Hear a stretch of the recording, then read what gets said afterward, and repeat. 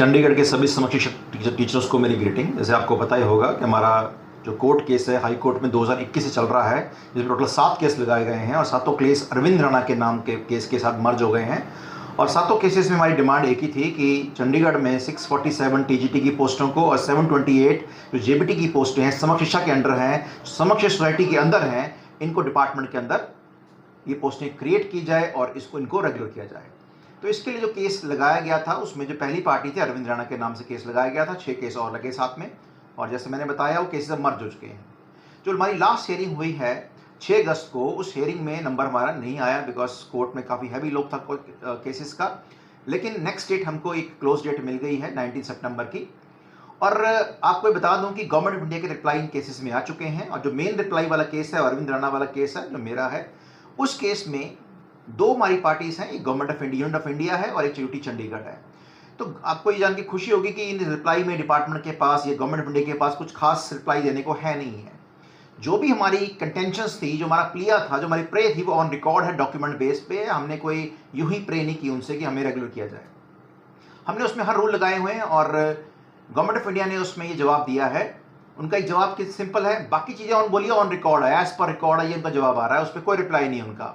उनका पॉइंट सिर्फ 2 ही पॉइंट है उनके। नंबर 1, समकक्ष शिक्षा के नॉर्म्स में ये कहीं नहीं लिखा हुआ कि एम्प्लॉयज को रेगुलर किया जाए, बिल्कुल सही बोल रहे हैं वो।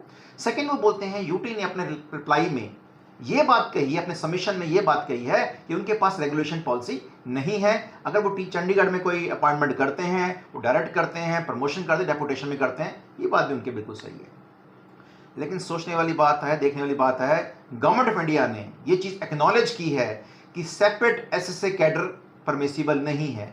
उन्होंने ये भी एक्नॉलेज की है कि जो आरटी रूल्स हैं वो इन पे लगते हैं। उन्होंने ये भी एक्नॉलेज किया हुआ है कि एक सेपरेट कैडर वो नहीं बना सकते और इनको एक सिर्फ यूनिफाइंग कैडर बनाना है। उन्होंने समकक्ष शिक्षा के नॉर्म्स को भी एक्नॉलेज किया हुआ है कि यहाँ जो पोस्टें होगी वो सारी एजुकेशन डिपार्टमेंट की होगी, ये भी उन्होंने एक्नॉलेज किया हुआ है।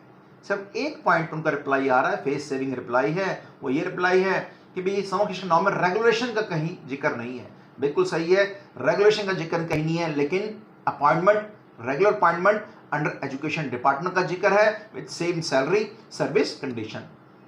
अब यूटी के रिप्लाई की बात करते हैं। ये यूटी ने इन केसेस में जो रिप्लाई किया है, यूटी का रिप्लाई सिर्फ एक ही है कि हमारे पास इसकी पॉलिसी नहीं है, हम या डायरेक्ट अपॉइंटमेंट करते हैं या प्रमोशन से करते हैं या डेपुटेशन करते हैं। लेकिन यूटी ये भी एक्नॉलेज कर रहा है कि उन्होंने प्रपोजल ये भेजा था गवर्नमेंट ऑफ इंडिया में, इन पोस्टों को क्रिएट किया जाए एजुकेशन डिपार्टमेंट में और इन टीचर को रेगुलर किया जाए। इसको वो डिनाई नहीं कर रहे, उसको भी कह रहे हैं this thing is as per record. तो आप इसको समझ लीजिए कि ऑलरेडी पूरे इंडिया में जो हमारे एंड पे जो कोशिश हुई है, समकक्ष शिक्षा टीचर वेलफेयर एसोसिएशन की तरफ से जो कोशिश पास्ट में हुई है, उस कोशिश के कारण ही त्रिपुरा के टीचर रेगुलर हो चुके हैं। सिक्किम के कोर्ट ने जजमेंट दे दी है, इंप्लीमेंटेशन उसकी बाकी है।